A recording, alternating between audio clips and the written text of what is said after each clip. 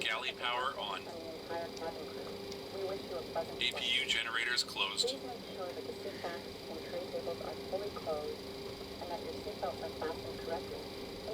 Oil quantity test complete. It's over here.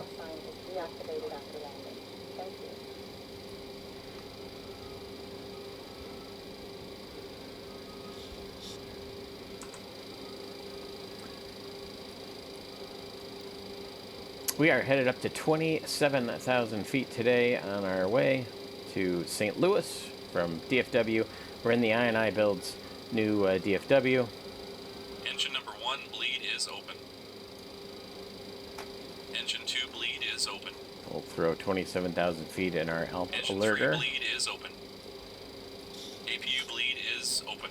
We'll also set up the pressurization panel just in case we lose the automatic system. All packs are open. Packs trip-off warnings tested.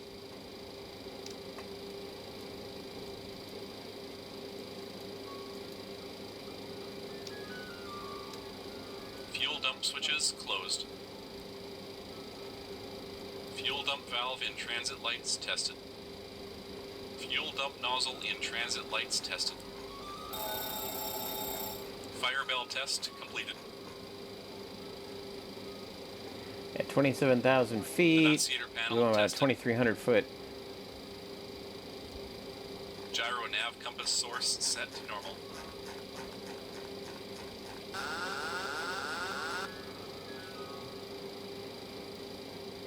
Main panel lights checked. Throttle warning horn tested. Fire bottle transfer switch set to left. Preflight Whoop. checks complete.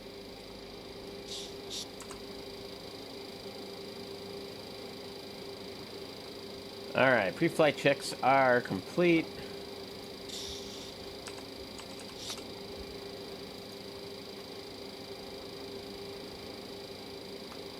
Taxi, airport, plus.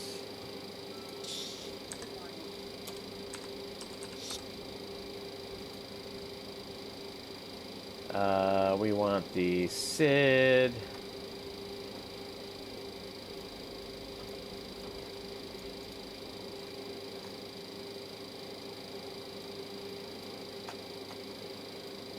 Oh, I can't scroll down.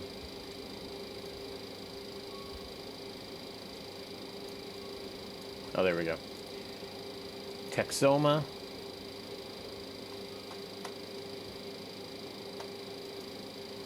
So our departure today will take us off a 17 right, and we'll fly a 160 degree heading. And then we can make the left. Well, I'm not sure how they do it in real life. They would probably vector us up towards Ardmore. So we can make the left turn heading, like 350 direct. Oh, we're doing the OKM transition. So we'll intercept the 012 radial off of Ranger, and then to Beaker, and then on up to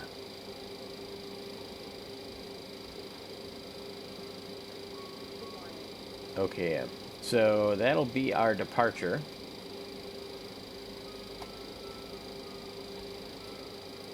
We can also go ahead and we'll just go ahead and fast load everything. Takeoff, DFW 17 right will be our departure runway, I do believe. I think that's what we had. Let's double check that. Yep, 17 right. Got it in there. We'll set E-burn trim. We'll set our speeds.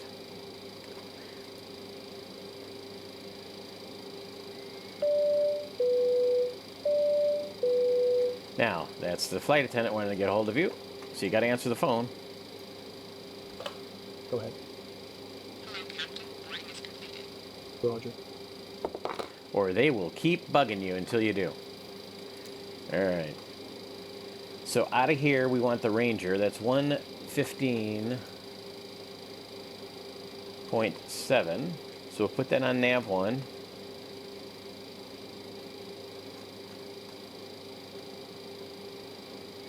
And our outbound course will be a 012.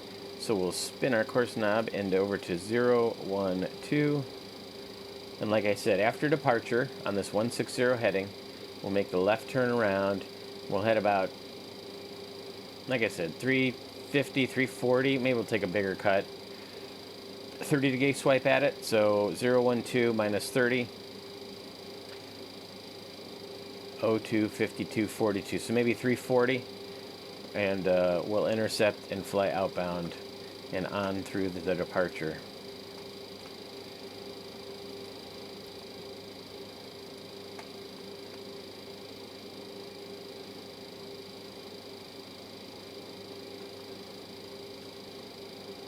$15.7, we'll dial them up on both.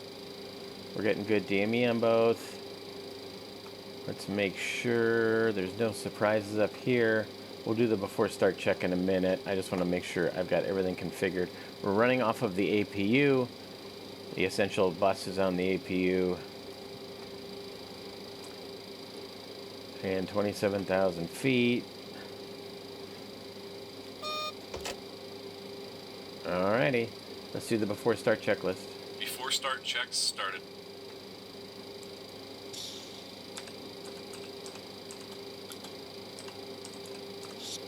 Hydraulic A pumps are off. Altimeter is set to 1017. Nav, beacon, and logo lights set.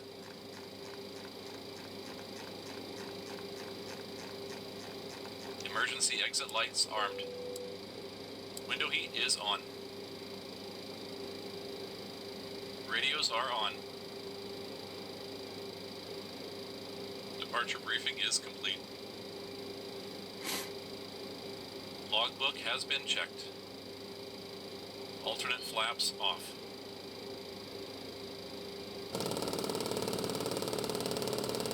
Stall warning tested.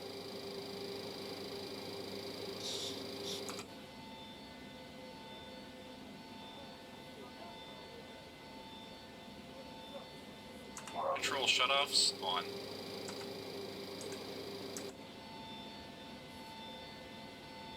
That's interesting. I'll bet you these aren't supposed to raise because the hydraulics aren't on.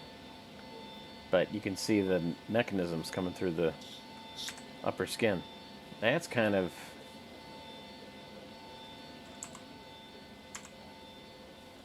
But not on the left wing, so it's only the right wing. Airspeed warning checked. Yaw dampers on. Alright.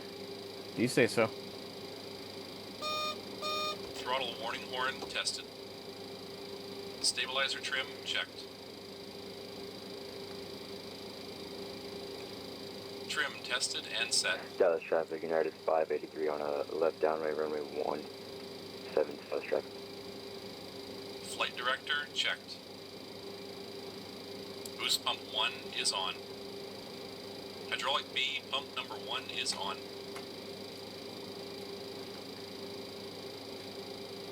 Fire control is checked. Flight recorder checked.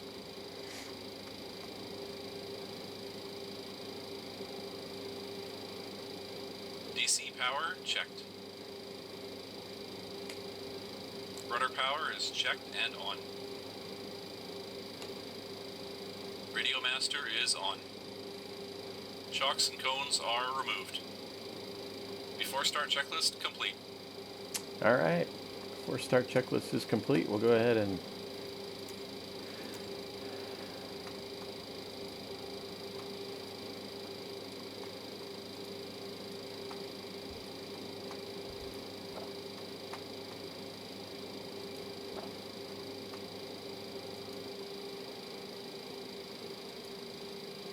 Hello, Captain. We are ready for pushback.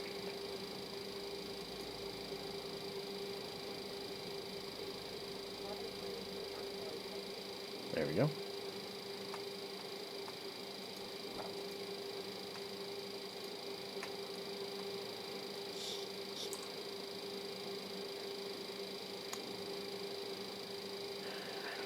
Departure checks completed. Bypass pin inserted. Dallas traffic, TWA 118. We're going to be pushing back. Echo 32.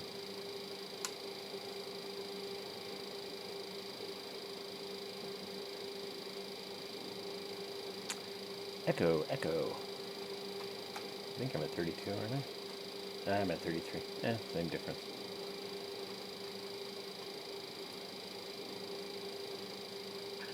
Locking gear.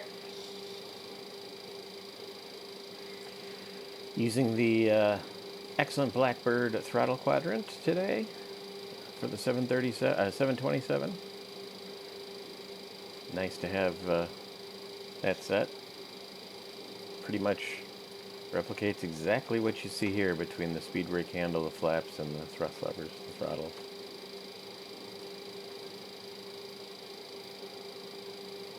There we are. Tail south. Dallas traffic, United 583 is descending down to 6,000, turning left base, runway Let me do a quick 17. edit. No. Let's go back here. Let's spin me around.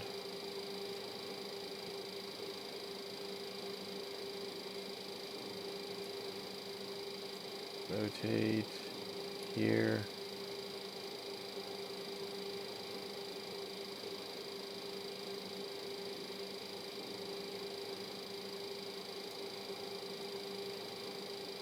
Let's do that. That looks good. Let's save it. Release parking brakes, please. Commencing push. All engines clear. Start at will.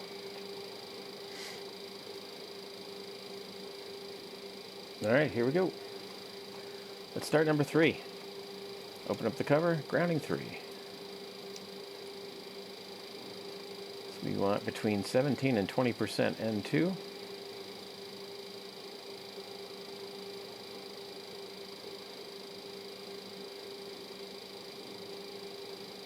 There's 15, 16, 17, 18, 19, 20. Fuel.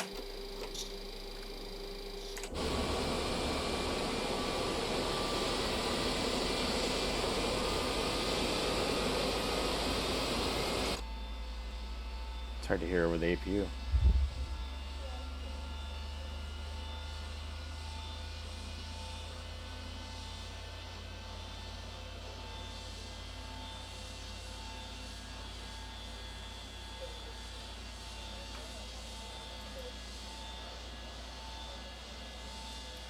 We now ask for your full attention while the cabin crew demonstrates the...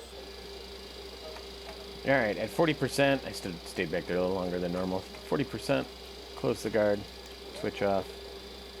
We'll turn 1. Dallas traffic, United 583 on 50 mile final, runway 17. Again, watching 17 to 20%. There's 10%. 15. 17. Oil pressure lights out. There's 20.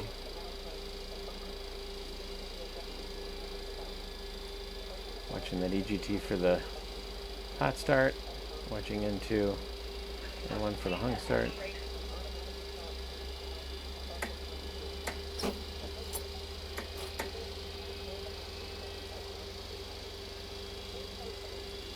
There's 40%.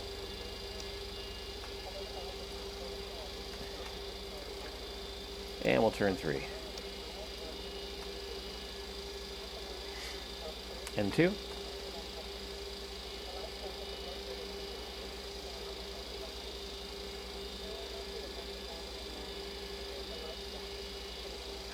Unlocking gear. Oil pressure lights out. Fuel. Watching that EGT. Watching rotation continue to increase.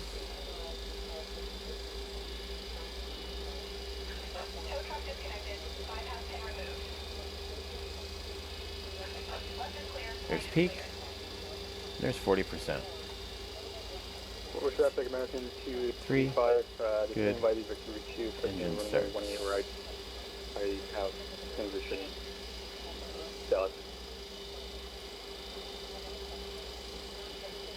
We do do the after start checklist. After start checks.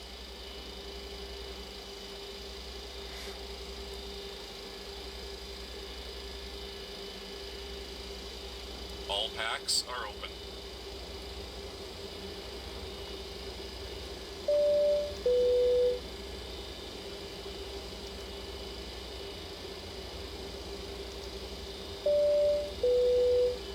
All gens closed. Beacon lights on. DC power checked. Boost pumps all on. Roger. Hydraulic A pumps on. Hydraulic system B pumps all on. Nav, beacon, and logo lights set. Emergency exit lights armed. Window heat is on. Gyro nav compass source set to normal. Alternate flaps off. Engine and wing anti-ice set to off. DFW traffic, United 583 on a 5-mile final runway. Flight control shutoffs on. Anti-skid checked and off. Comparators checked. Glide slow. Pull up. Ground Not sure proximity where that warning system checked. light is coming from, Flight instruments all on 1. because everything is spun down over here. Airspeed warning checked. Yaw dampers on. Spoilers detent. Flight director checked.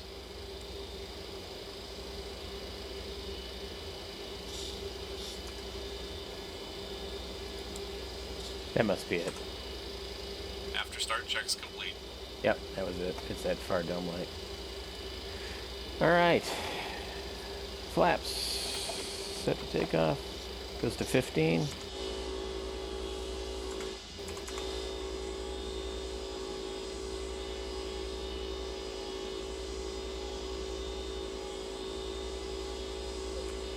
This airplane's got a lot of flaps.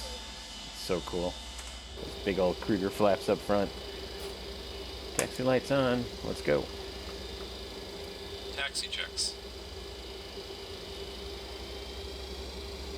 Taxi lights are on. We're way down the Echo concourse. We'll taxi up to runway 17 right. Could have 2-engine taxied out. Flaps 15 set. EPR is set to 0 decimal 0. Trim is set to 0 decimal 1 0. Isn't true. We should be at about 6 units of trim. Pro heat on. And we are. Air condition checked and set.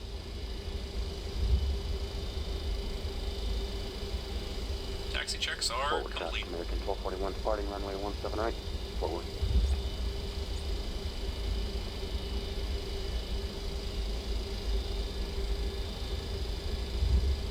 Can I go out here to Kilo? Yep. Hang the right turn here. At November Juliet. Or spot 45.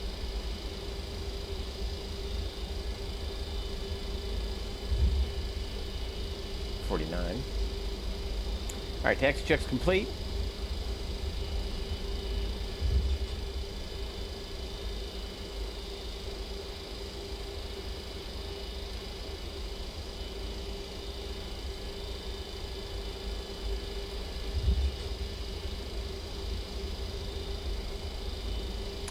And away we go. All Kilo all the way pretty much to the end.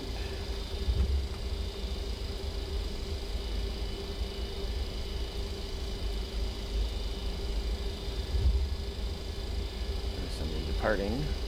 There they are. Looks like an Airbus 321 maybe. Look pretty long.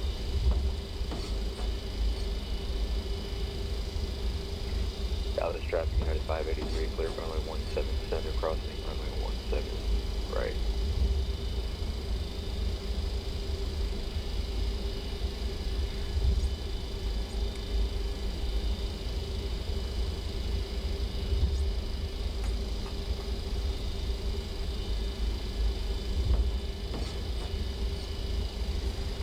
traffic, TWA 118, we're taxiing runway 17 right via Kilo.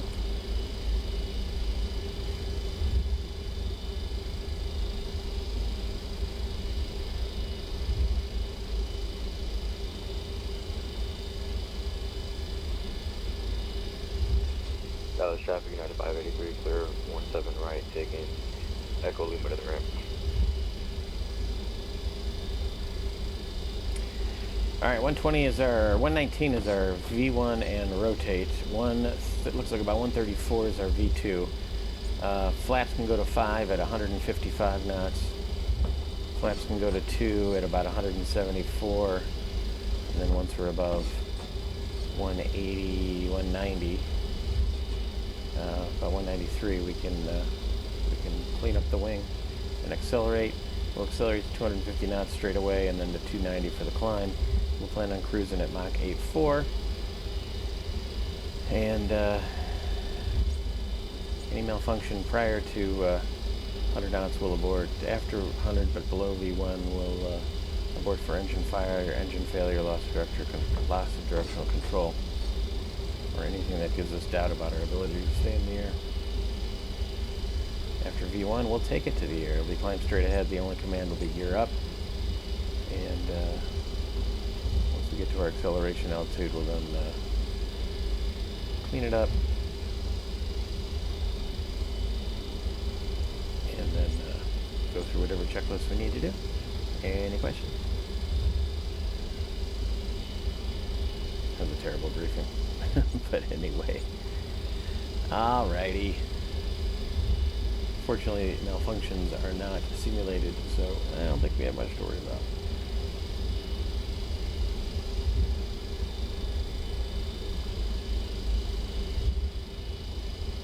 This 100 really likes taxi. It's got, as far as I can tell, the documentation is not very clear, but as far as I can tell, FSS modeled the Dash 9s, which are among the more powerful engine variants. It's actually the same engines as are on the 200. So this 100 is a little hot rod. It really gets up and goes. We'll bear right up here at Victor. There's somebody coming down Yankee, but he's still way on the other side of the bridge. Yep, there he is.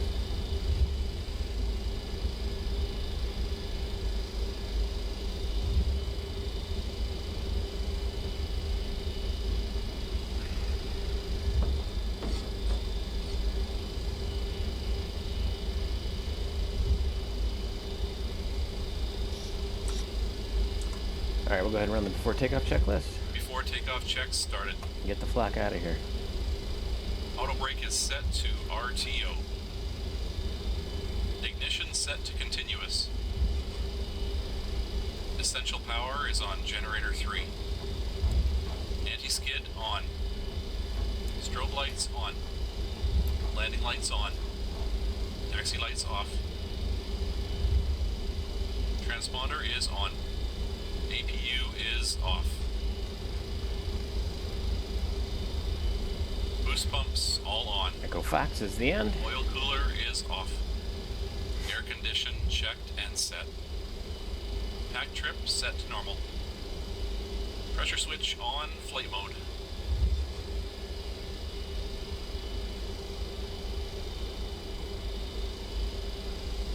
Before takeoff checks complete. Dallas traffic, TWA 118, be departing runway 17 right. Be a left turn out to the north after departure, Dallas.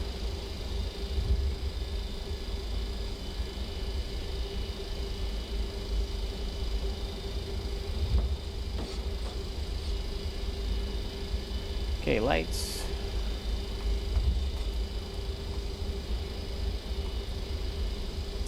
Camera. Lined up here. Wait, somebody was just flying down the taxiway.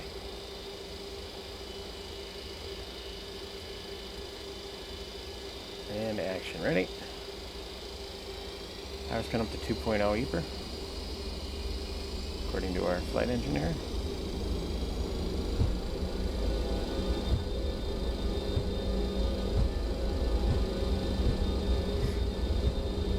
EPR will drop a little bit as we pick up speed. Power set. That's traffic American. 80 knots. Fly over runway, right.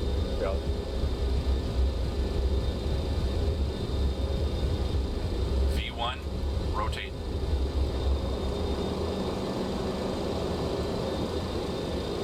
Positive rate. Rate. You're up. 15 degrees.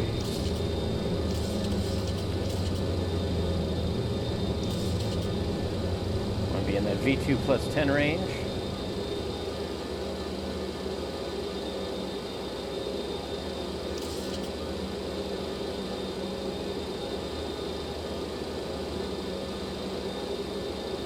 All right, 1,000 feet. Go ahead and start to accelerate.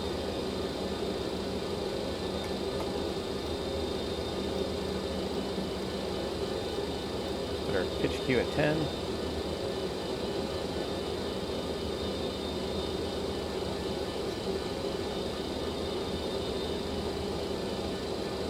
We've done our cutback. Full order for traffic to American 5 positive. Go to flaps 5. Bringing our heading bug around. Call 330. Intercept. Holding that 10 degrees. We go flaps 2. And we go flaps 1. And takeoff checklist. After takeoff checks. Ignition is off. Landing gear is set to off. Hydraulic system B, pump 1 is off. After takeoff checks complete. Flaps are up. DFW traffic, landing up on taking out runway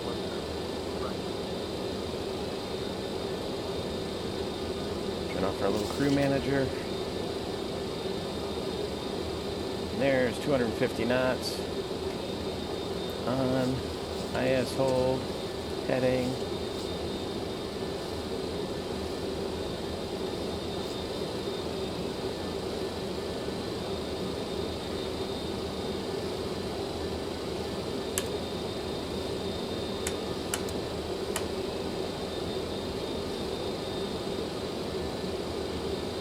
Okay, we are off like a herd of turtles.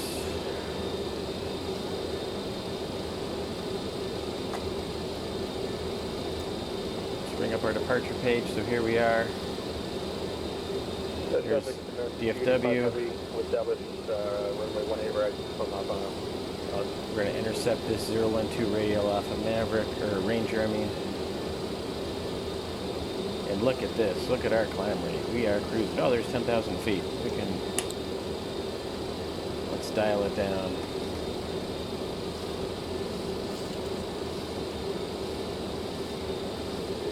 We want to accelerate up to 290 knots or so.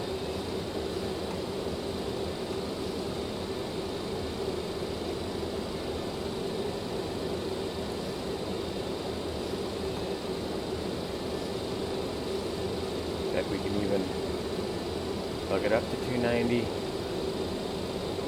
They're about there. They're seriously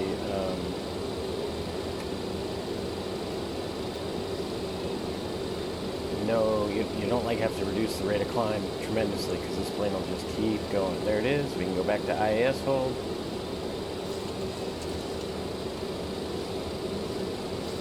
1.83. We're a little fat on EPR for our climb. How about there? 1.86 now. Just dialed up.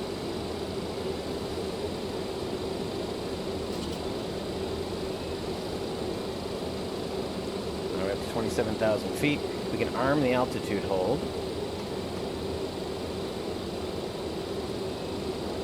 And now we can see on our FMA, we're on heading. Watching for that needle, and alt select is armed. Turn up our instrument lights a little bit, just brighten up the panel. And the Port for traffic, American 1670, line up and wait once more right. Needle's coming in. Do our turn. And we can also go into Vorloc mode on the HSI, or on the flight director, I mean, and also on the autopilot. Bam. Now it'll turn and track that radial outbound, the 012, which is exactly what we want. All the way out to Eker, which is at the 90 DME mark. We're through 18.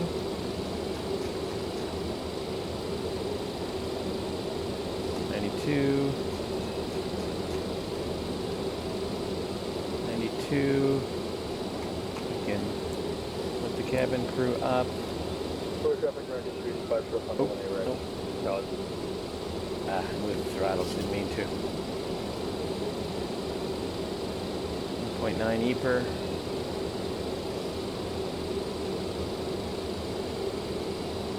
There we go.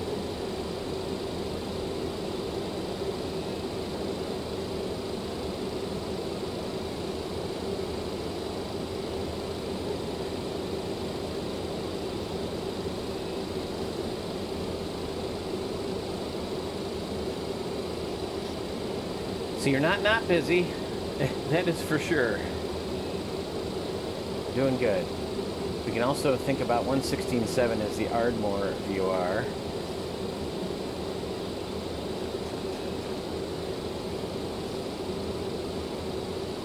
$116.7.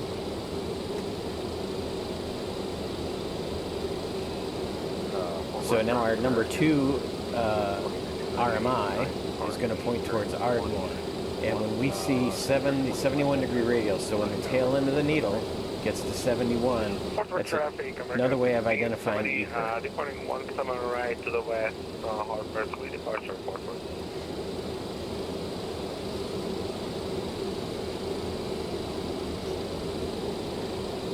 Coming up in 23,000 feet, 4 to go.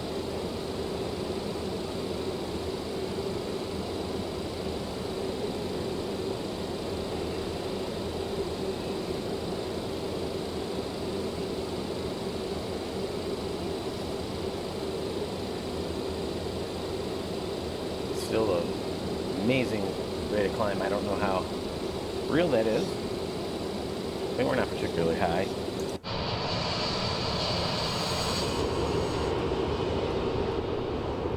Love that TWA livery. Isn't that cool? There we go. That's what I was looking for.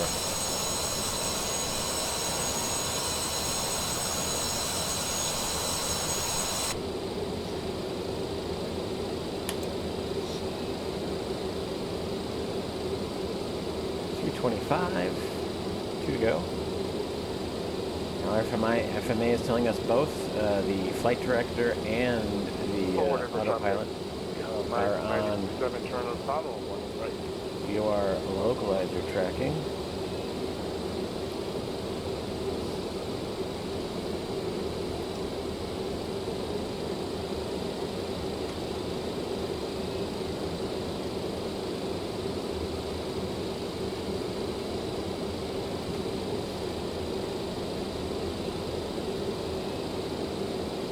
To go.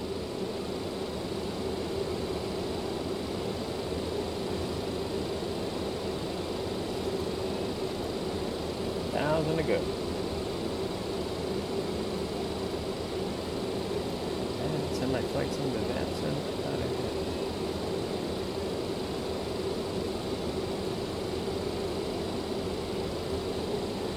Oops.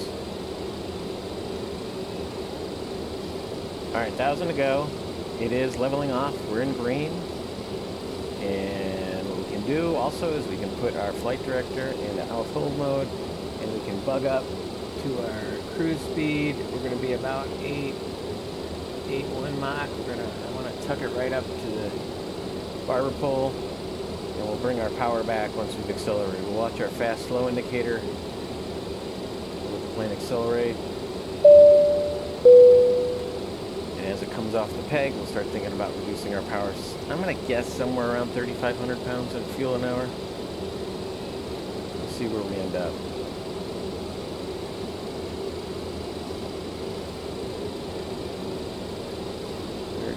Left, right. About 3,400 pounds. 33.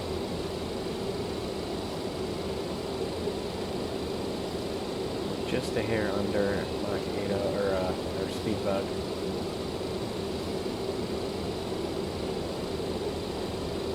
Watching this. See how it's still climbing just slightly? I'm at like 32 and a half. 32 and a half. Let's go to 31. Let's go to 3,000. Let's go to 3,000. Get this. 3,000. Center one up a little bit. Alright, we're at 3,000 pounds an hour. I don't want to get too fast because I'm up against the barber pole. I don't want to start clacking. Well, as they say, if you ain't clacking, you're slacking. That's pretty close. Hanging right there. I did notice my transponder. For some reason they have it set where it defaults to this 1, 2, 3, 4.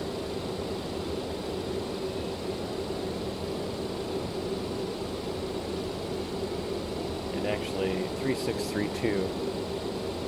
Uh-oh, DFW just came out. 6, 3, 2.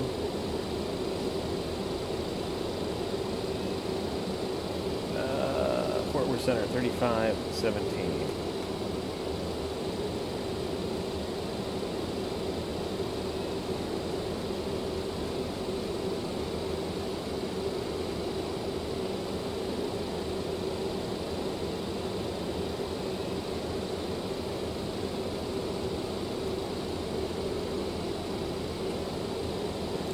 DFW wind is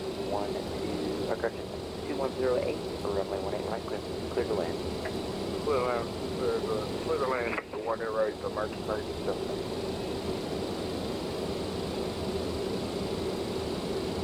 Forward, very good afternoon, American 1670 climbing on the Harper 11,000.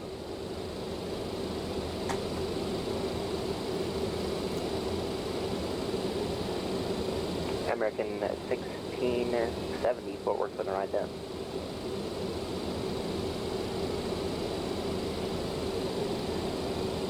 Fort Worth Center, good afternoon. TWA 118, flight level 270, runway Texoma 5, we're just south of American 1670, Fort Worth Center, you're ready to contact. About 15 miles to the west of DFW, 12,300. Climb and maintain 17,000. 17,000 American 1670. Who else was checking in there? Yes, sir. Hello. TWA 118, flight level 270. We're just south of Eager around the Texoma 5. TWA 118, Fort Worth Center, ident. Ident. Bam.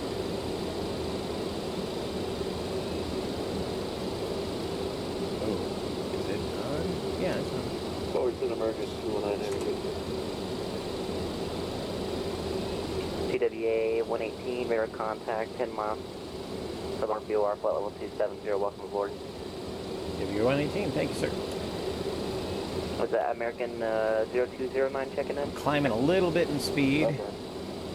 Roger, ident, please. Bring the fuel flow back to about American 2,900. 467, radar contact, altitude leaving. See how that works. American 467 passing to 3,000. American 467, roger.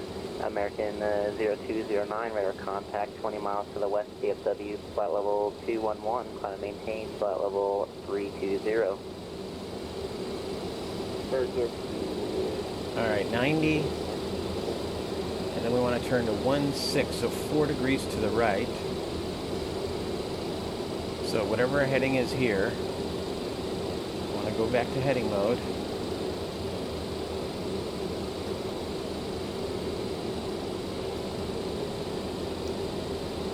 Heading. And we want to go 4 degrees to the right. Last aircraft calling carrier 1, 2, 3, 4. 116. American 2521, how do you hear? And we want to be now off the Okmulgee 5x5, and we're at VOR 370 14.9. American 2521, Roger, ident. And there we go. Now we can go back to our loc mode. Bam. Delta 611, Fort Worth Center, ident. Our speeds come back a little bit, so that's good.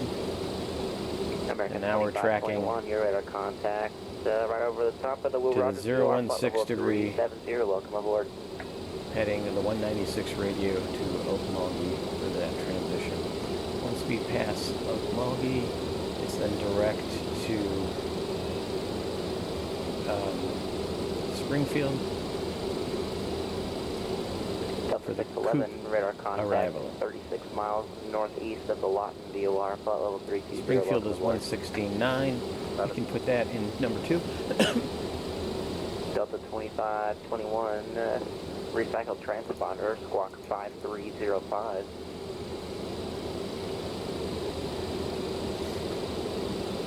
You can also use our chart.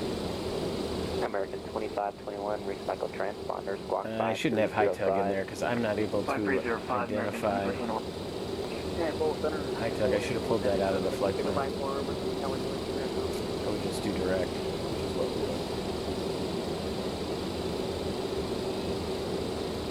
48 degrees. Yeah, it's about 48 degrees. It'll be whatever it is, but we'll plan on Envoy departing 4097, Okmulgee. what airport are you at? Okmulgee? That's the only how to say it. Yeah, I'm not seeing your flight plan on file.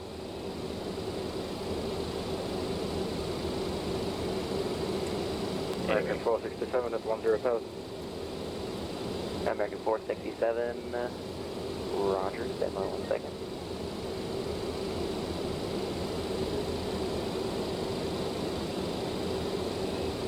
American 467, climb and maintain, flight level 340.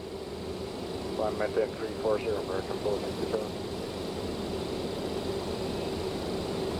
Center American 1241, 3504380. Well, what we could do is we could go the 52 degree radar off of Okmulgee.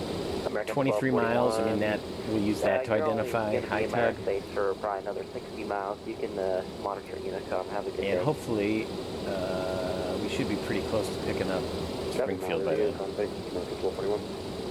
Have a good one. Envoy 4097, your PDC's on the way.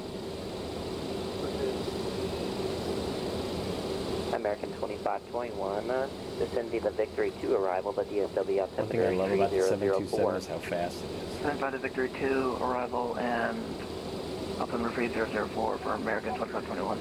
We are doing a little over 500 knots.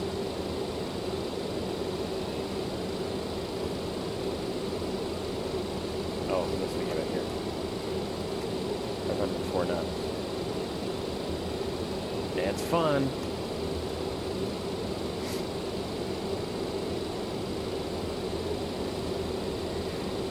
It cruises fast, it can fly slow, it can get out of some pretty short fields with all those flaps.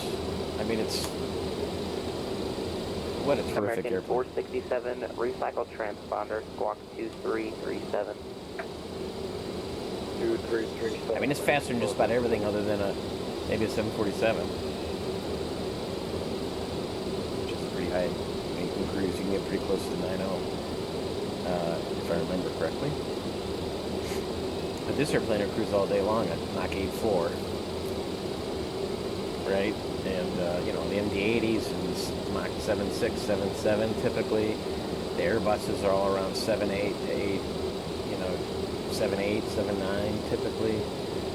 The wide bodies, you get, you know. TWA 118, leaving my airspace, Kansas City is offline.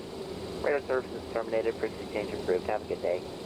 Short but sweet. Off we go to Unicom, TWA 118. Bye-bye. All right. cam, hand us off pretty early. We've got a ways to go before we officially leave his airspace. He's pretty busy, so I don't blame him. He's got a lot of airplanes in his airspace he walked into.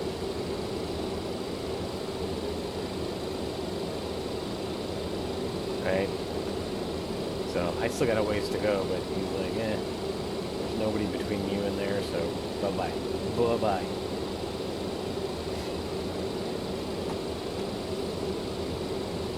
So we're going to modify our flight plan a little bit just on our chart.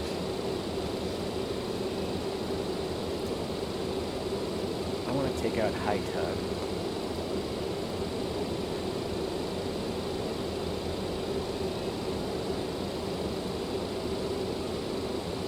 Edit.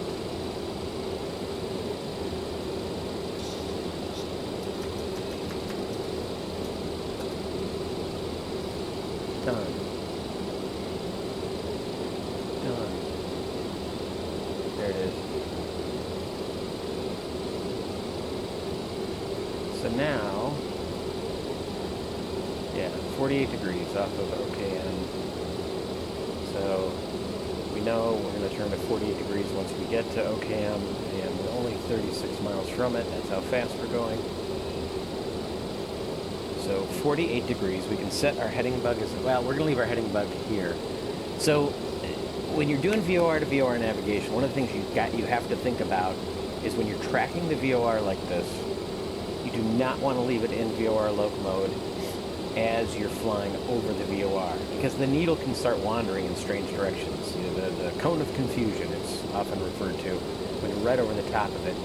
And so typically what I like to do is when I get twice my altitude in miles from the VOR, I switch to heading mode, and then I try to make a nice smooth turn across the VOR. And I'll show you how to do that. So right now I'm at 27,000 feet. That's what, 5 miles? So when I'm about 10 miles from the VOR, I'll go into heading mode. So I want to make sure my heading bug is lined up with my actual aircraft heading. And then we'll flip the course over to 48 degrees outbound. And then as my DME ticks down, a couple miles before the VOR, I'll start to turn to 48 degrees. And we'll see the needle flop, and then we'll see where we are on the other side of the station. It should work out pretty good. About 1% of our ground speed, actually. So we know our ground speed is around 500 knots. So we'll do it at 5 miles and start the turn. See how that works. 1% of ground speed is a good rule of thumb for doing the DMER turns. To enter the DMER. So we'll try with this. But that should work out pretty good. And then as we move away from the VOR, as we cross over the top of it, we'll lose our to from indication, or the needle will flop around a little bit, and then it'll settle down as we get away from it. Now the other thing that happens is DME, and therefore ground speed, if you have it, this plane does not have a ground speed readout, will get notoriously inaccurate once you get less than your altitude away from the VOR. So once we're within 5 miles, DME is not going to be very accurate.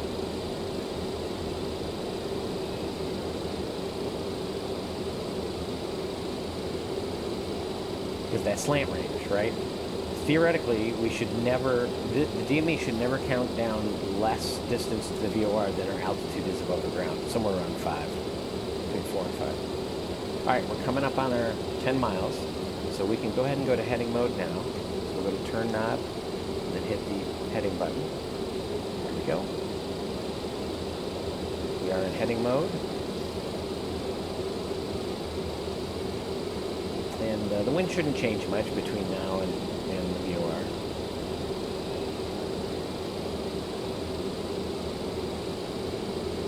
So at 5 miles, we'll be directly over the top of it. So at about 7,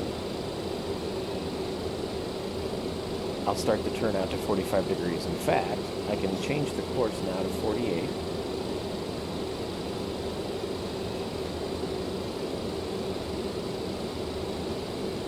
There's 7. And then I can move the heading bug.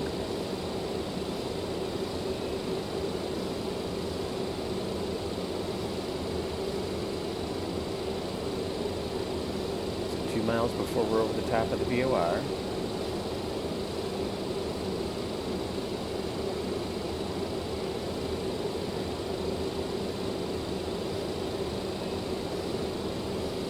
See where we end up. Now we can cheat and look over here at the map and see that my turn took us a little of the inside of it, but in real world you wouldn't be doing that. There's station passage. Now notice how the course is still on our left hand side. That will probably move over a little bit, but in the meantime I'm going to take a little bit of a cut just to work our way back over. We're very close to VOR, so it's not going to take much. And notice our DME never got below about, a little less than 5, 4.5-ish. Because that's how many miles we are off the ground. Here comes the needle. As it starts to slide over.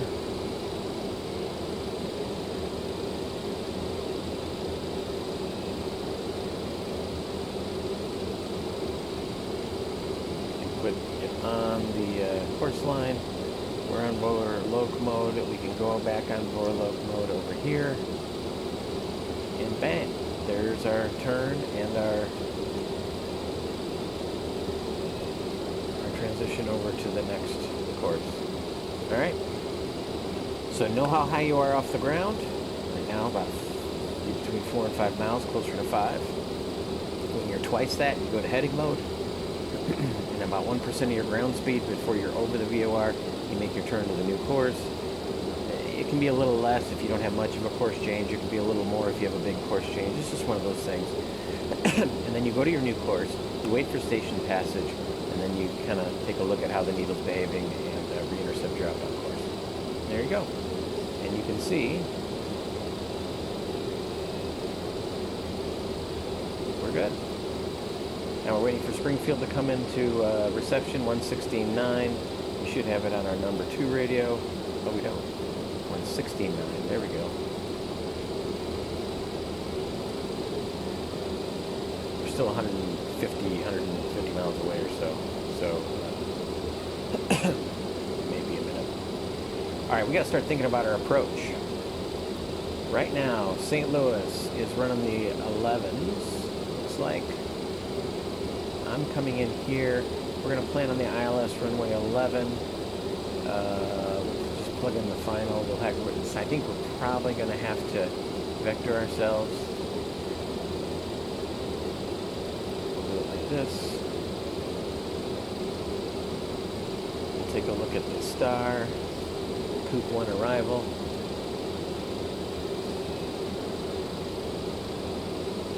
Coop 1.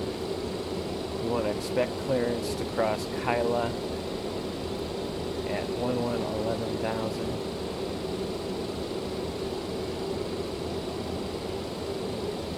So that means we've got some altitude. There's 27 to 11 is 16,000 feet. 16 times 3 is 48 miles. We'll add a little bit, 50 miles. So 50 miles from Kyla, we want to start down, cross at 11,000. 50 miles. So here's 25 to Coop. So when we're about 25 miles to Coop, we want to start down, which would be Springfield, 25 less than 110 miles.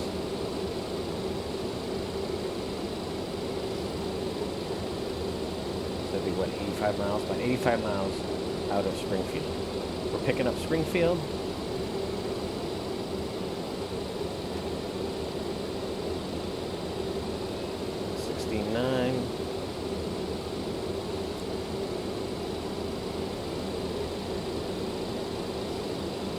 Now notice there's going to be a little bit of a difference here, and that's because of the difference in magnetic variation from OKM to SGF. So it's not going to be exact, but that's okay. The correct way to do it really would have been to put it in heading mode and then just make the adjustments. But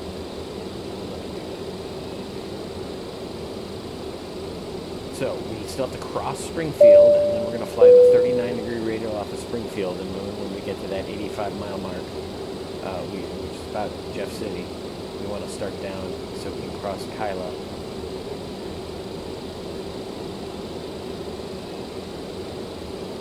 At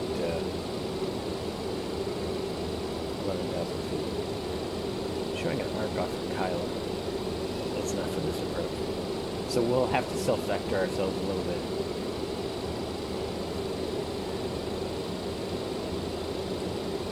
The CTAF for St. Louis.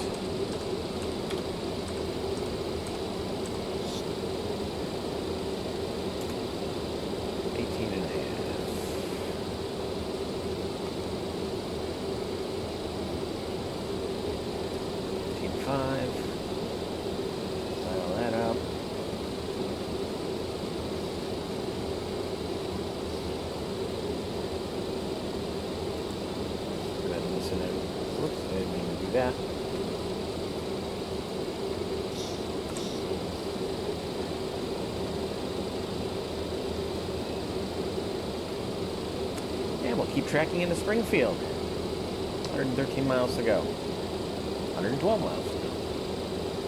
Won't take long at 500 knots.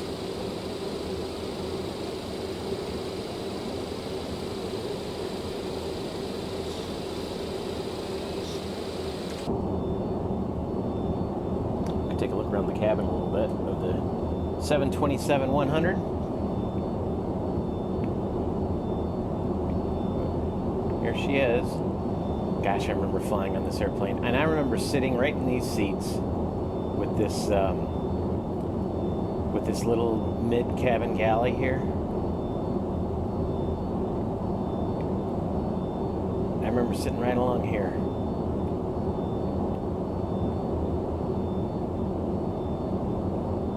Our little first-class section.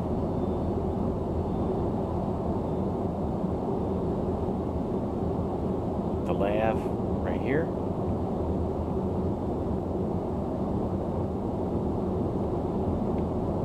Little plexiglass, plastic.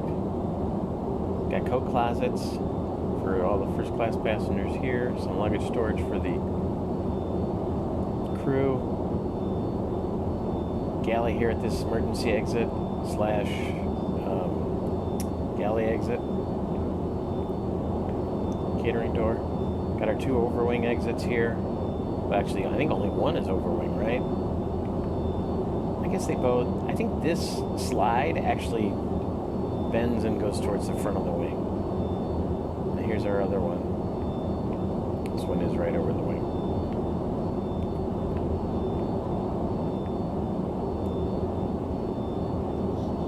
This cabin really screams 70s, doesn't it? Then we got two lavs in the back. Plus the aft door. And we can see the aft stairs there. You can see the S duct. We can go through the door. Here's the S duct to the engine.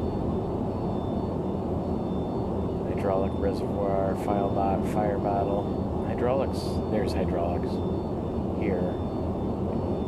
And this looks like a fire bottle to me. Anyway, pretty cool. These open? I don't think they do. Oh, they do. There you go.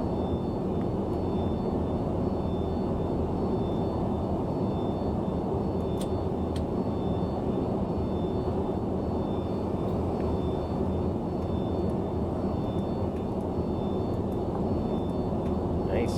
I didn't know all this stuff had expense. It's pretty funny.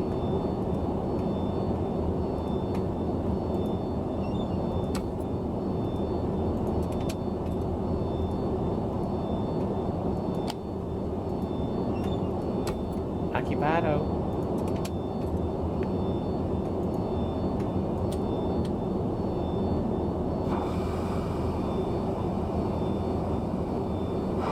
Hey, the mirror, you can look through the cockpit windows. That's pretty cool.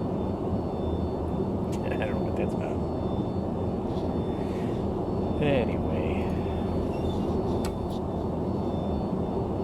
TWA 727-100 safety instructions.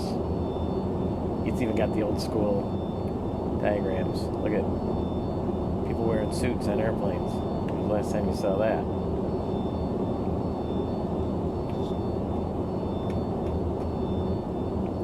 I was wondering if they opened.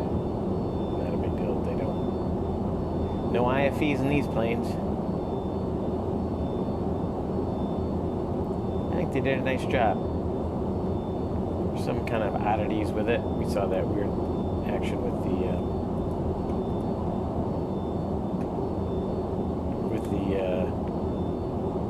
spoiler actuators, but I've really been having fun flying this airplane.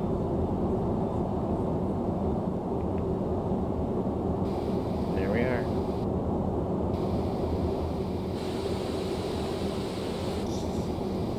Fun. How far are we from Springfield? 70 miles.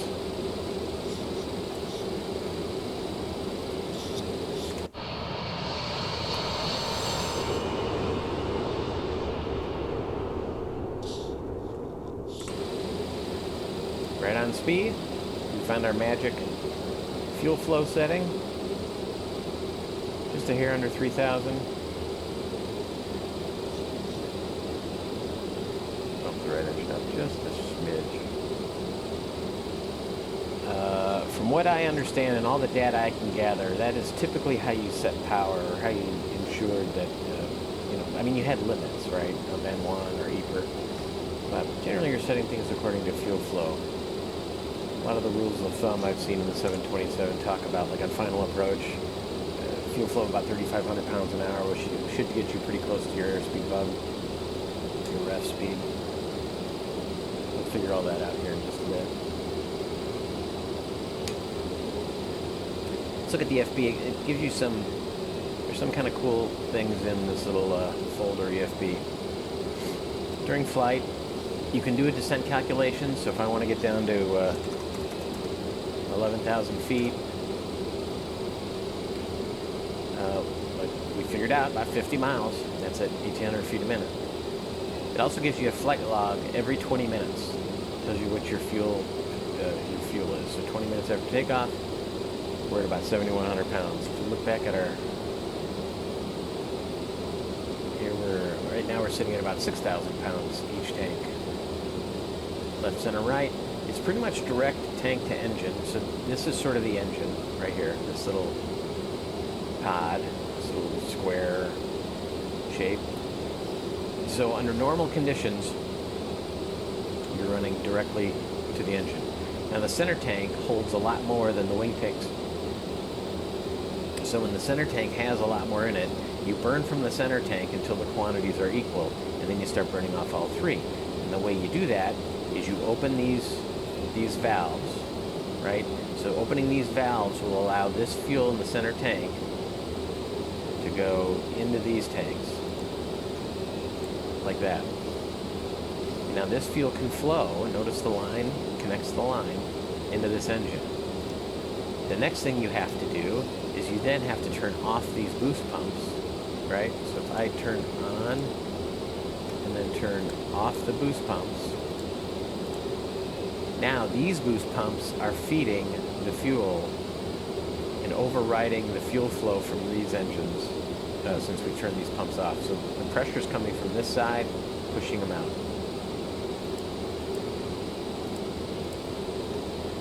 So that is how you burn from the center tank and not from the respective wing tanks. But like I said, the only time you do that is when there's more fuel in the center than there is in the wings. And we can see pretty precise fuel quantity gauges. So 6,100 pounds. Pretty cool.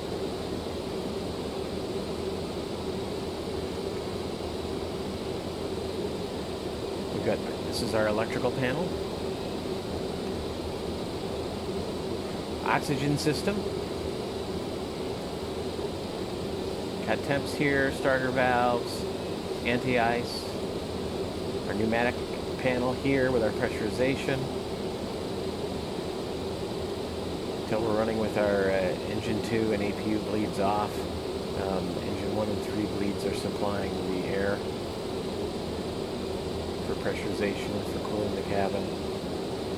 Here are our engine gauges. in the form of oil quantity, oil temp, oil pressure. We've also got a vibration sensors. And then this is the hydraulic panel, this system here, System A and System B. And we do typically run with only one pump running on the B system. And then here's our fuel temp gauge with our fuel heat if we have the need to raise fuel temp, which we don't.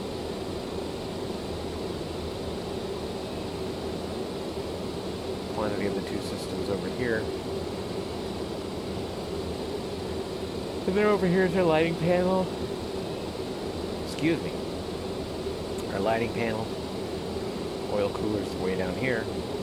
Got all our data charts, which one of the things I noticed in the 200, they left the, or in the 100, we're flying the 100, but they left the 200 charts in here. That's also making me wonder if they didn't, if the Dash 9 is what they're simulating.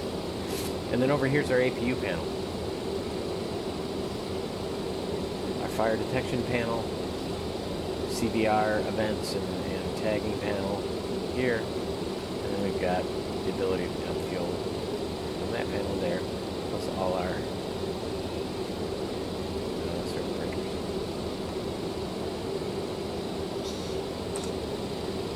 So someday I'll sit down and learn the flight engineer flows, because it is fun to manipulate the systems. Although, when you're not doing the ground stuff, after landing stuff, there's not a whole lot to do on the panel other than manage the fuel, and then it's really just burning out of the center tank until there's nothing more to burn. All right, 23 miles from Springfield. At Springfield, we need to turn, and our turn, our outbound will be 39 degrees. We'll want to track the 39 degree radial.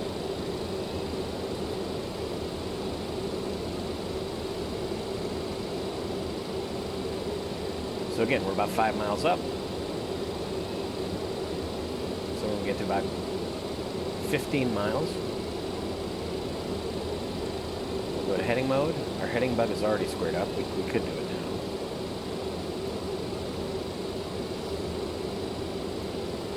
Oh, we gotta go in the turn knob, heading select. There we go. We are in heading mode. Okay, so now we are controlling the heading.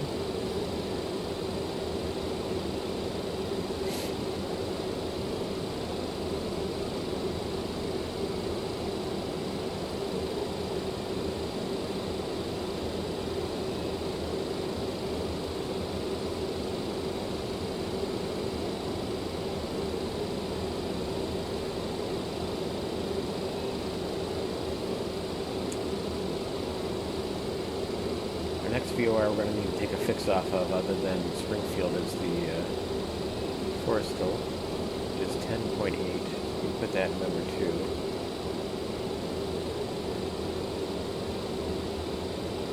Switch it over. It's going to be a while before we need it. Alright. We're coming up on Springfield. Our outbound course will be 039, so we can put that 39.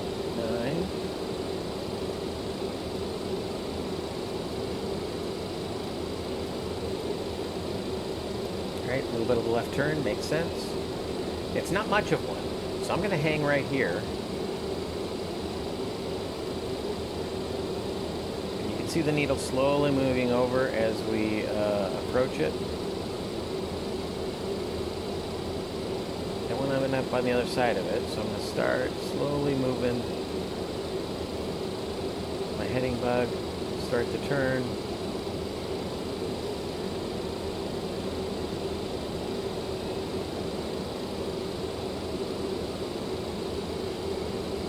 There's our course station passage. We'll wait to get a good from flag.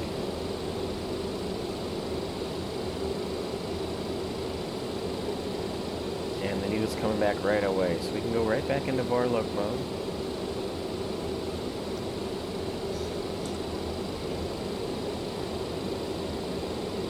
And the needle will work its way back. And there we go, station passage. Not a big deal. And It's not anywhere near as precise as magenta line navigating, right, with new modern. So if you're half mile either side, it's not a big deal. These airways, when you're on an airway, I want to say they're 6 miles wide. I gotta look that up. It's been a while. So as long as you're 3 miles either side of center line, you're in protected airspace for the airway. So again, not a big deal. All right. So about 25 miles before Coop, we want to start down. Coop is identified by the 265 radial off of Forrestal.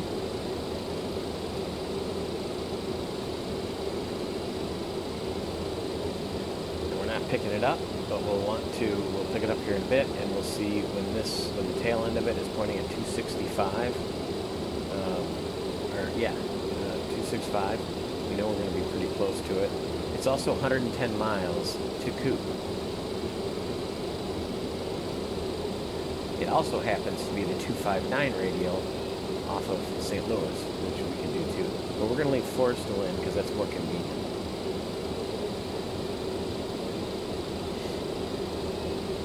It's also 36 miles, 36.2. So when this gets to 36, that's another way of identifying.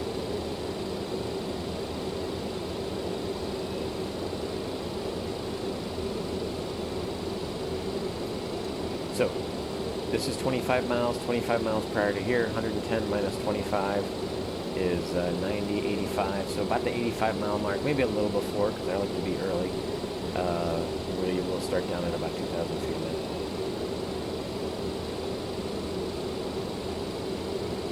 Then we'll make the turn and we'll track towards Forrestal. And then after Forrestal, we'll fly 082 degrees and continue our descent. And at some point, we'll take ourselves off of and sort of vector ourselves onto the ILS to runway 11 at St. Louis.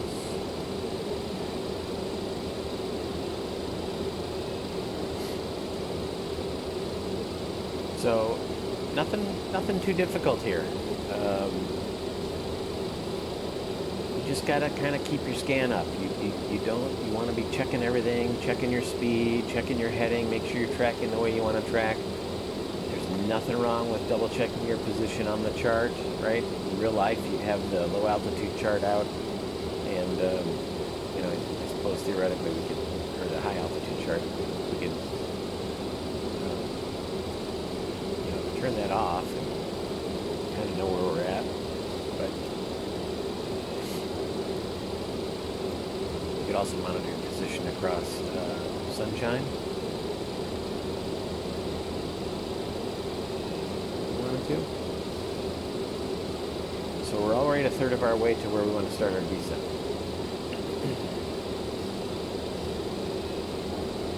So we'll make it the 80 mile mark.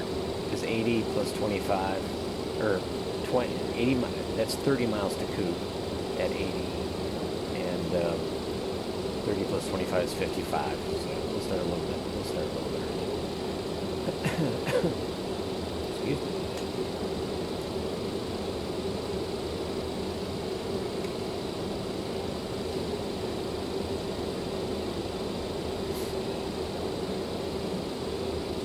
So much fun. It really is fun.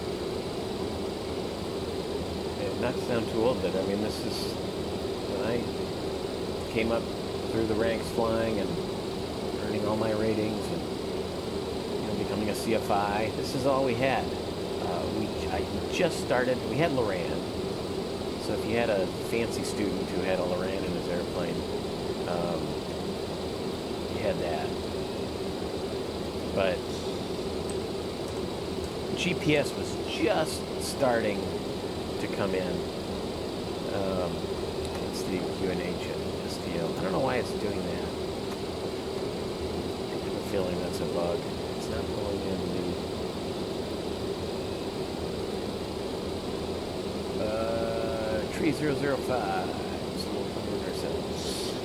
005. Oops. Let's try this.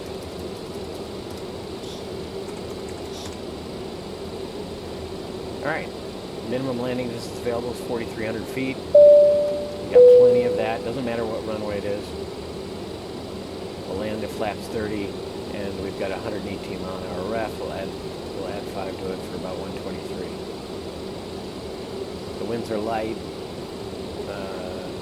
and 3005 is the altimeter. So we've got everything bugged up.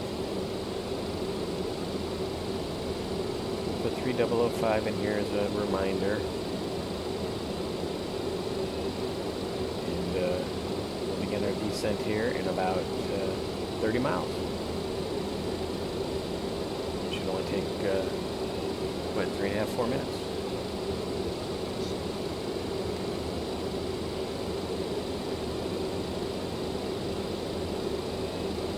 But yeah, GPS, I remember one of my students was a racehorse breeder. And he had a Sony GPS unit. It was a very early, and it was the coolest thing. What was it called? Sony early GPS. Images. Let's see if I can find a picture of it. Yeah, it was the Pixis. This is it. It was the Sony Pixis.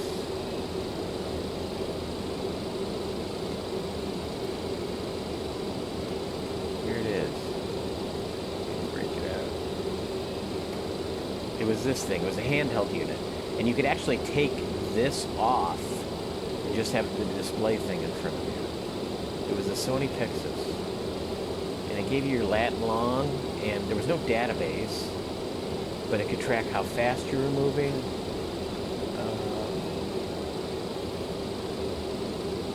And then your lat and long. So you put in your lat and long to where you wanted to go.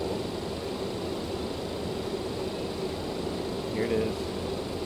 You put your lat and long according to where you wanted to go. You would enter it in here, and then it would give you a direction, and you could track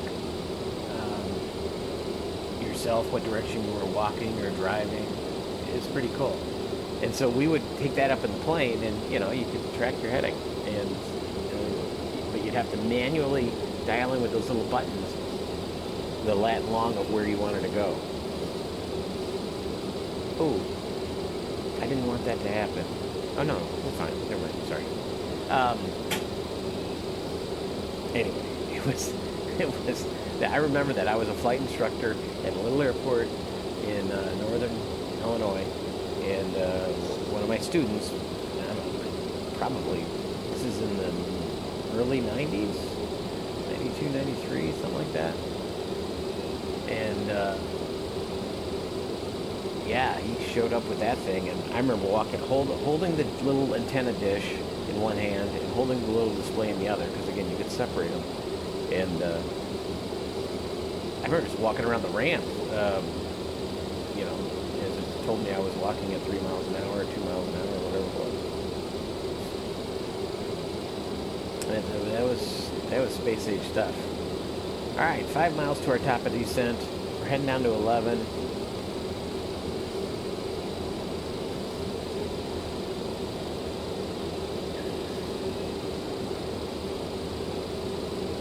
Now, the way I like to descend this airplane is I'll bring the power back a little bit, and then I'll dial down 2,000 feet a minute. And then we'll get down to 11,000 before our waypoint. So there's 80. So, vertical speed, bring the power back a little. Whoop, no, I want to take it out of outslide. 1, 2, 3, 4, 5, 6, 7, 8, 9, 10, 12, 13, 14, 15, 16, 17, 18, 19, 20. 20 clicks of the mouse wheel. I didn't mean to do that. Should equate to about 2,000 feet a minute down, and I can bring the power back a little more just to make sure we don't get going too fast, which we're not. We're holding our Mach 0.8.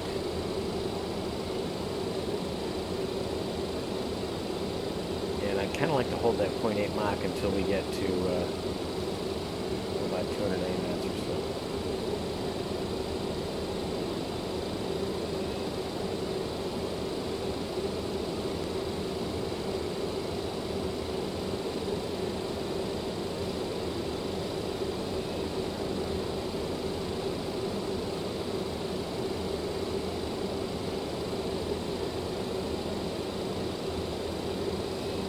So I'm getting a little slow, which isn't the end of the world, so I can throttle up a little bit. 2,000 feet a minute is not particularly aggressive.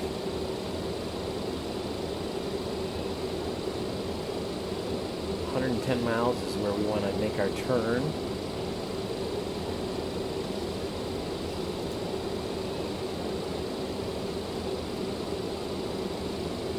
Surprised I'm not picking up force stall. 110.8.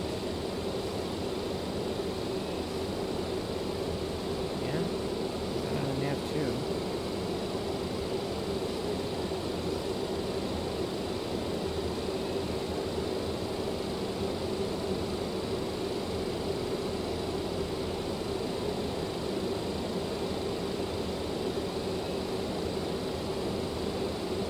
So Coop is 110 miles. Then I want to turn to 85 degrees.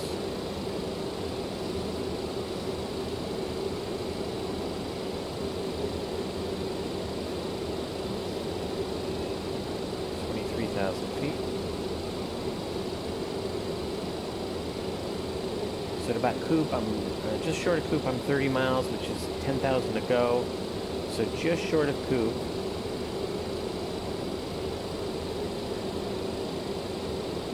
About 5 miles. When I'm about 5 miles to Coop, which would be 105, I want to be at about 21,000 feet. And that'll tell me whether I'm on course or not.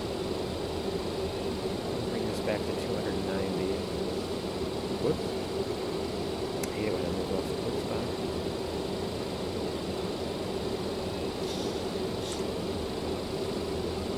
There's 105. I'm a little high. So I will slow us down. There we go. Now I'm getting forced though. 85. So this will go down. And when this hits 85 or so, I should be at around 110. I can go to heading mode right now.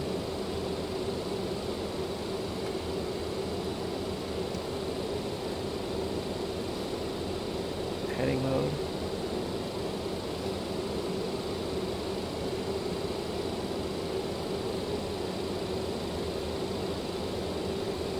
And the power back slope a little bit more. 9, 10. I'm going to overshoot this turn a little bit. Let's go to 85 degrees. 85 degrees.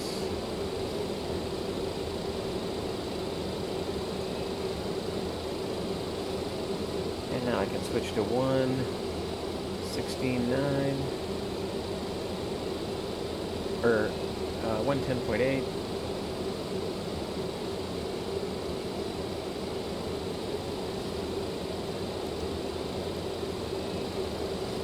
There we are. See, I knew I was going to overshoot a little bit. Not a big deal though. Just take a little bit larger cut. In fact, we could go right back to forward loc mode.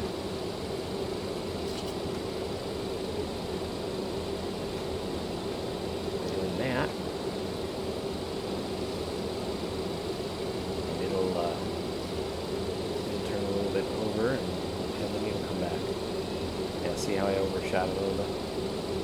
But again, you don't need to put your position on here. It's not a big deal.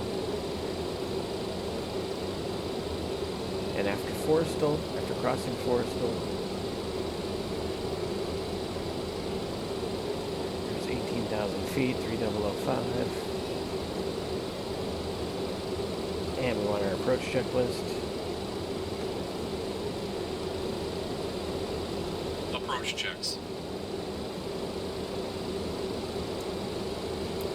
Beacon and logo lights set. Brake pressure checked. Altimeter is set to 1017. Boost pumps all on. Cross feed number 2 is open and 1 and 3 are closed. Fuel heat off. Hydraulic pumps all on. Approach checks complete. All right. So at 11 DME, I want to be at my 11,000 feet. So we got about 5 to go. That's about 10 miles, and I'm pretty close. And that's my angle of descent has picked up because I've slowed down. I could even add a little throttle here. Right? I've kept the same foot per minute, but my ground speed has gone down because I slowed the airplane down a little bit, which means I'm descending a little bit more per mile.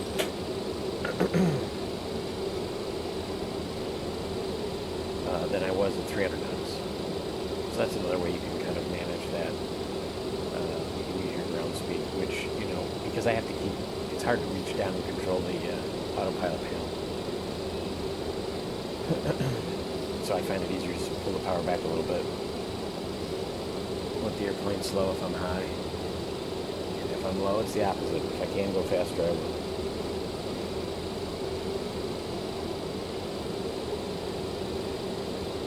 So we're doing good. Tracking to Kyla. Across Kyla at 11. After Kyla, my MSA around here is about 3,100. I'm going to be on the north side, so 2,300. After crossing and flying the 82-degree heading, I can now start thinking about, you know what I could do?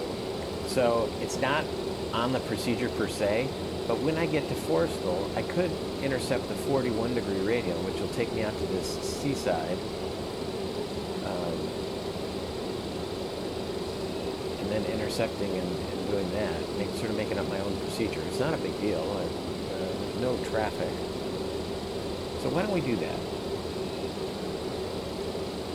And seaside is at 5,000 feet. So we can, once we cross Forrestal, I'll turn north. We'll intercept that 41-degree radius. 1,000 to go. 1,000 to go. Meanwhile, I can hang out here at 11,000 feet for just a little bit. And there's 10 miles. So, and I, you know what? It's because I sped up again. So I'm just a little bit high.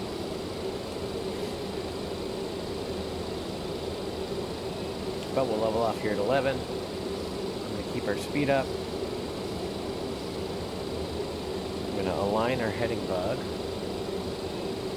I'm going to go onto heading mode.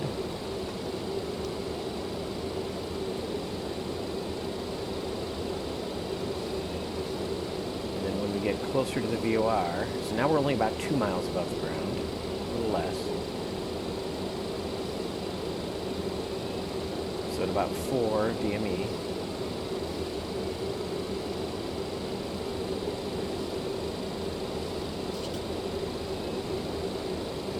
There's 5, there's 4.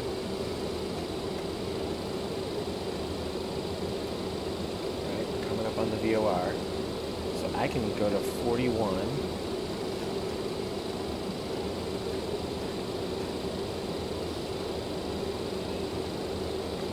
I can actually begin a left turn to about 70.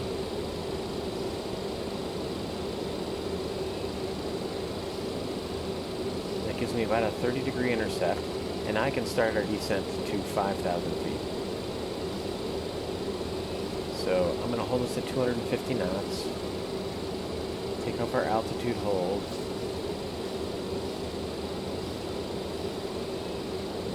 Send about 1,500 feet a minute.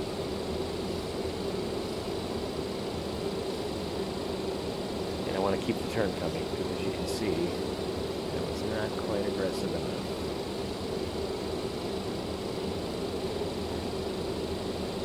And I have noticed it's a little lackadaisical when it comes to turning with the heading bug. It really should turn a little bit more aggressively than that. All right, we're in Alt Select, we're in heading. We want to re-intercept our 41-degree outbound. We're very close to the VOR.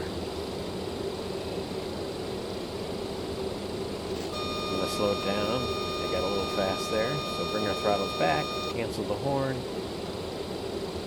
and there's 250 knots again. This airplane slows very aggressively, which is a good thing. About 250 knots.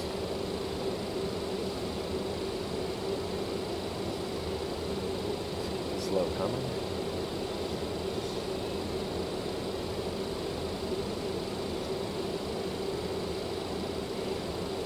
There's our 41 degrees, so I can heading it. And the intersection we're looking for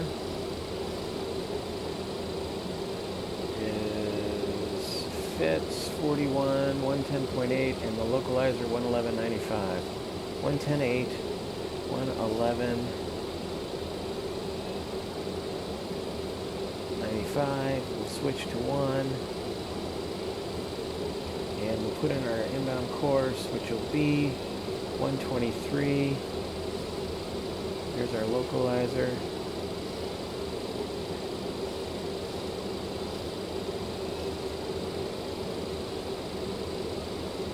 $123.41.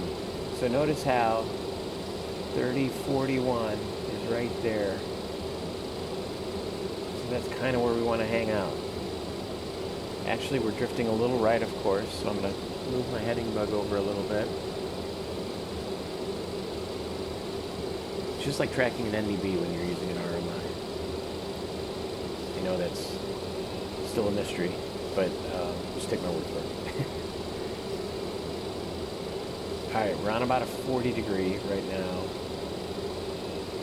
And notice how this isn't quite. Looks to me like a little left of 40 degrees, so let's go to 35.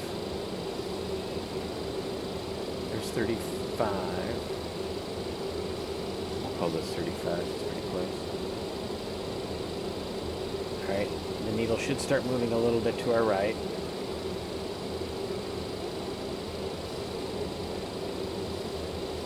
It's going to happen fast because the localizer is very thin.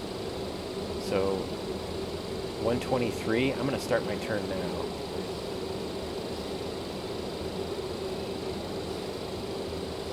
I still have a feeling we're going to end up going through it. 1,000 to go.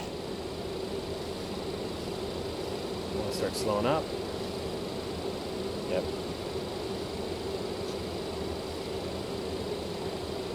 Keep the right turn going to 150.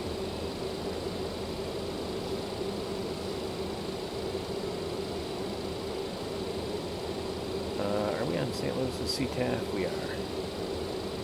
St. Louis traffic, TWA 118. Approximately 18 miles to the northwest. We're inbound Dallas early morning. So keep the turn coming. I'm going to lose the flight director.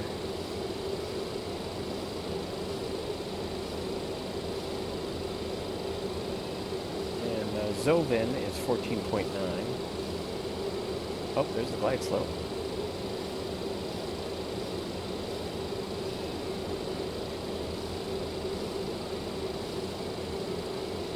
Got the idles, the throttles at idle, slowing up. We'll go to flaps 2.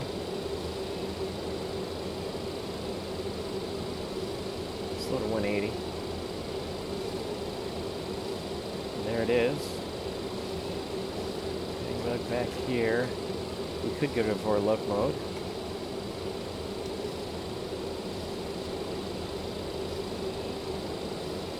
And turn a little more aggressively. Runway's inside.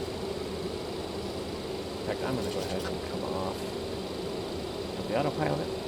This airplane hand flies very well. We're getting above the glide slope. Glide Flaps slope 5. is alive. That call, the glide slope alive call is a little late. And we can start down the glide slope. Slow to 170. We'll go to flaps 15. And I'm going to hold that flaps 15 here for the time being. Get back on the glide slope. We're a little high.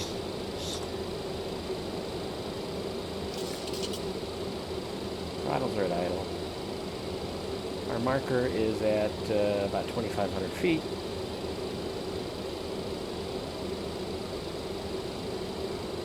Glide slope should start working its way back up the scale.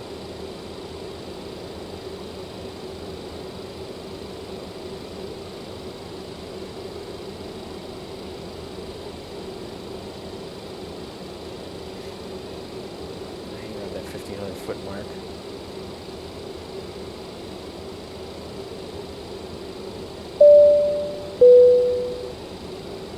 St. Louis traffic, TWA 118, 10 mile final runway 11. Alright, glide slope's coming back on, a little left of course. I've been looking out the window. I feel like we got a little wind from the south going on, which would make sense. We'll lose this. Oop, that's an odd stutter.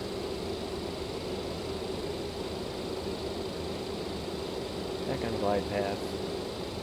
Bring the throttles back again. Coming up on the marker, gear down.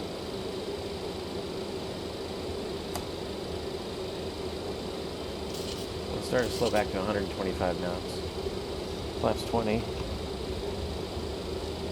Or flaps 25.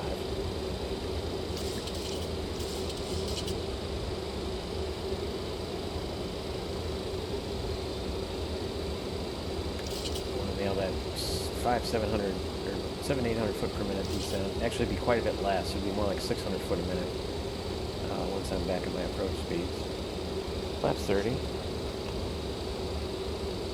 Before landing checklist. Landing checks. Flaps 30 set. Ignition set to continuous. Anti-skid on. Landing checks complete. I see 2 white, 2 red. So we are on glide slope. Still a little red, of course. Correcting. Look out for the all the rubber on the runway. Makes it easier to spot. There's 130 knots.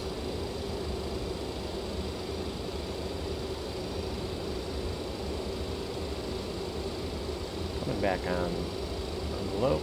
Still red over white. Speed just a hair fast. A little power back. Get a little high. Put the nose down just a smidge. And take launch. 1,000 feet, check. Ref plus, app plus 5. Sync 700.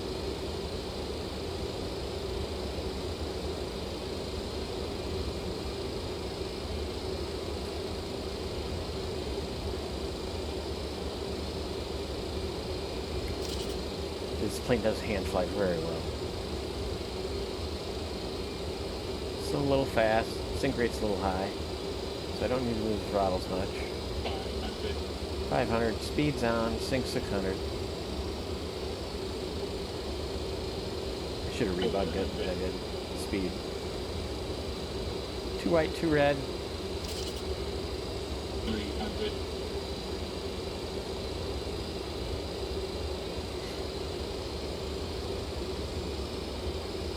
Three red, corrected. There's 2 right. Back on. 100. 50. 40. 30. 20. 10.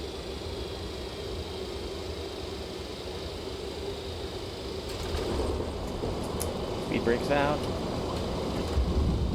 3 in reverse.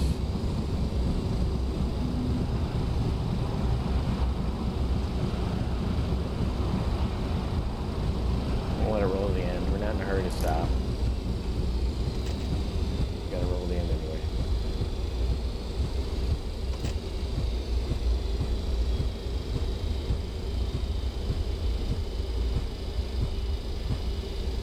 Felt pretty good.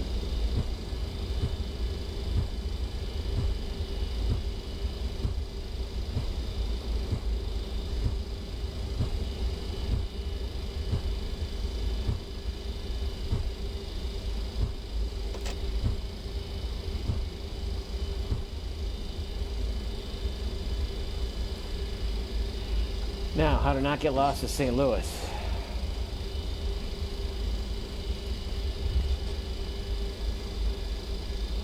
Guess we can go all the way down to Tango, left on Tango, or we can cross, go to Sierra. Oh, 6.5 dozen the island. Let's go down to Sierra. Taxi lights on, other lights are off. Flaps coming up. Speed brakes retract. And let's do our after landing check. After landing. After landing checks. Brake pressure checked. Pressure switch set to ground. St. Louis traffic, TWA 118. We're going to cross approach end Landing runway and 6 at strobe Alpha. lights are off. Taxi lights are on.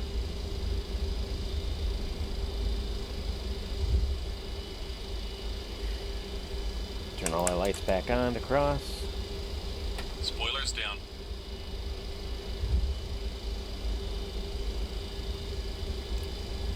Anti-skid off. Ignition is off. Elevator trim is set to neutral. Lights coming back off. AC on the APU. APU master on.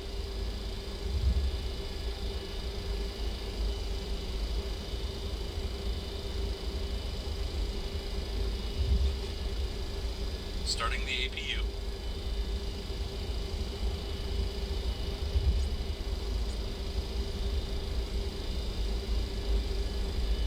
Once we get the APU started and on bus, we'll shut down number 2.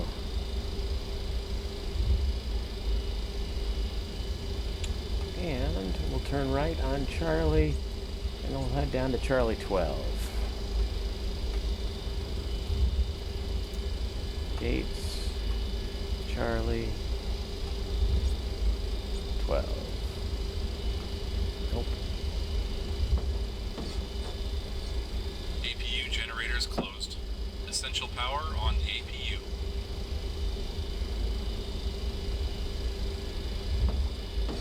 Alright, we got a good APU.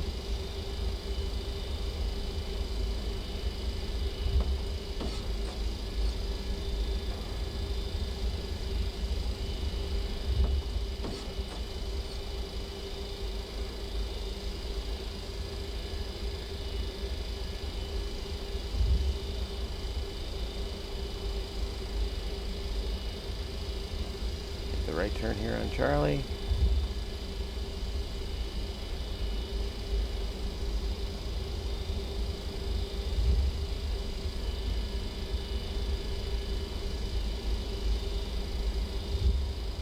Engine number 2 bleed open. APU bleed is open. APU generators closed. Galley power off. After landing checks complete. Alright, let's shut down 2. 2 spooling down.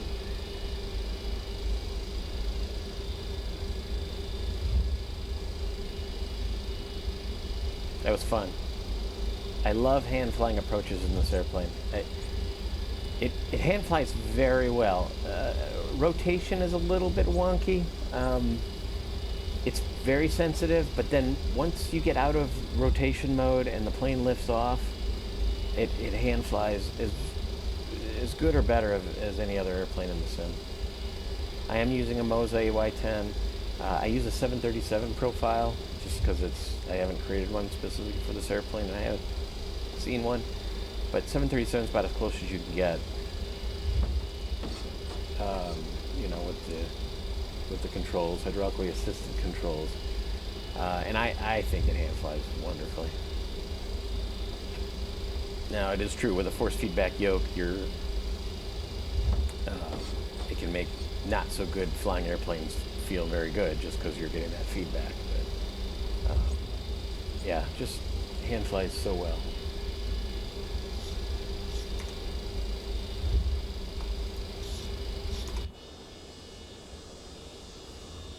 I love the little short 727. I've had so much fun flying this airplane over the last couple of days. If you like the 727, let me know in the comments if you want to see more 727 action. I can't think of a more classic, right? Is there a more classic jet airliner than the 727? Maybe the 707, but we don't have a good one. Maybe the Comet, there's one being developed. But everybody had a 727. Every airline, it seems, flew 727. Charlie 12. There's our gate. There's our lead-in. There's our sign pointing us to 12. So we'll go ahead and turn in here in just a second. We're doing about 7 knots, so that's good. Lose the taxi light.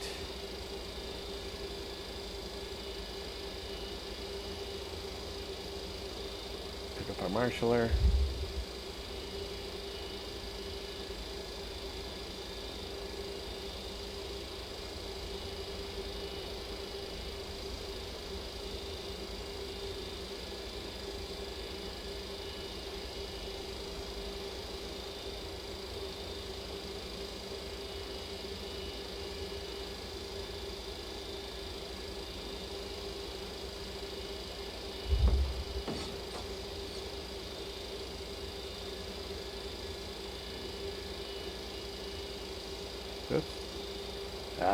Stop short. Rookie move.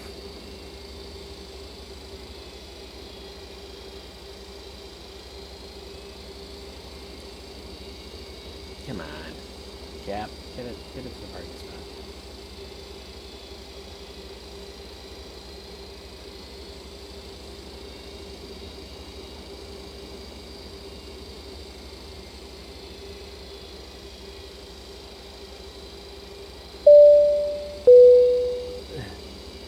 Whoop. Ah, then I overshoot it. Parking brake is set. APU is on bus. Bleed is open. Let's shut down 1 and then 3. We'll let the folks up. Beacon's coming off. And let's deboard. Request deboarding. Here comes the gate. And let's secure the cockpit. Securing aircraft checks. Parking brake set. Transponder off. Engine and wing anti-ice set to off. Window and probe heat off. Beacon off. Emergency exit lights off. Boost pumps all off. I landed, so I'll stand. Hydraulic system B all off. Hydraulic A pumps are off. No seated passengers. Radio master is off. Galley power off.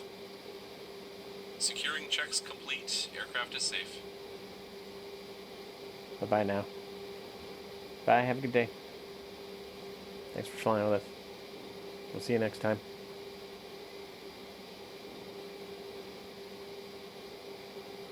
Bye now. Thanks. Nice shirt. See ya. Bye-bye.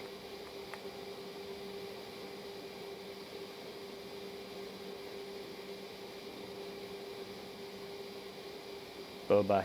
Bye-bye. Bye-bye. All right. Hope you all enjoyed that. I enjoyed doing it. I could fly this airplane 10 hours a day. It's just that good. Love it.